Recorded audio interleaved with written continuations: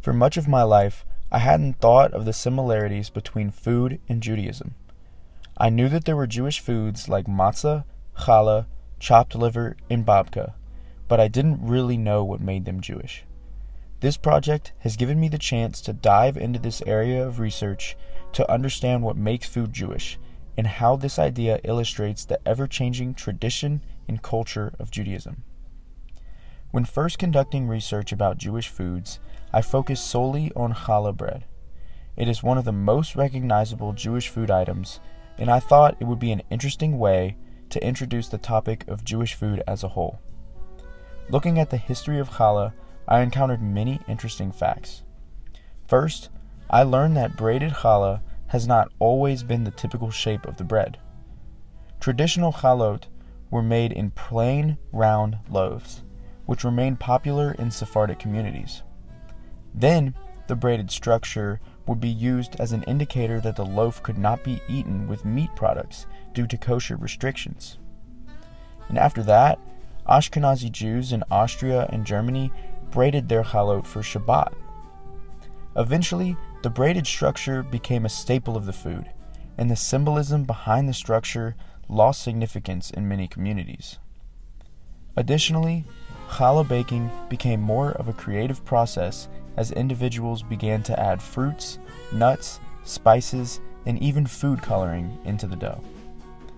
This simple timeline throughout history demonstrates the constant evolution of Judaism.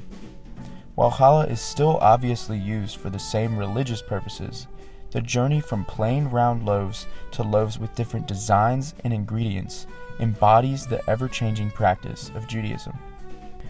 Furthermore, it was interesting to interview my dad about his religious experience as a child. Not only has challah been ever-changing throughout history, but it also serves as an ever-changing material in terms of human consumption. As my dad explains, and so, the aspect of physical and mental distress from eating matzah actually furthers as you get older. It furthers the thought that there's hardship in eating matzah versus eating bread and eating challah. I think about challah as being much more of a celebratory food, and matzah being a more somber experience.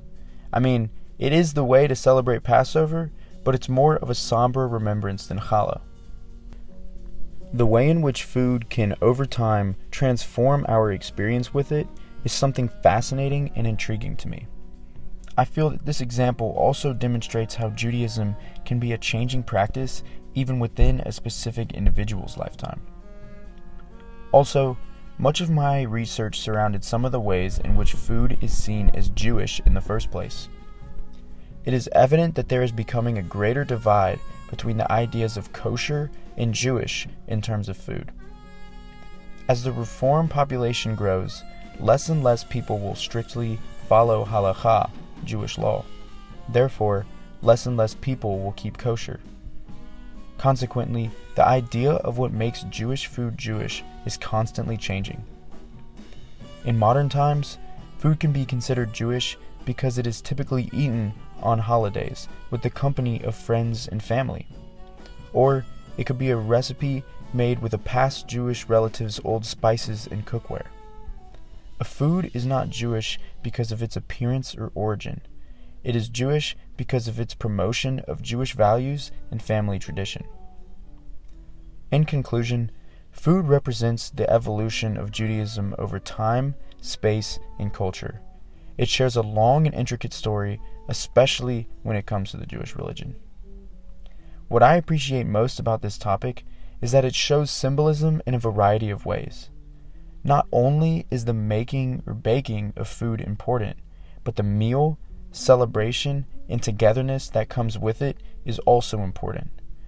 We must take into account all aspects of food to truly understand its Jewish meaning.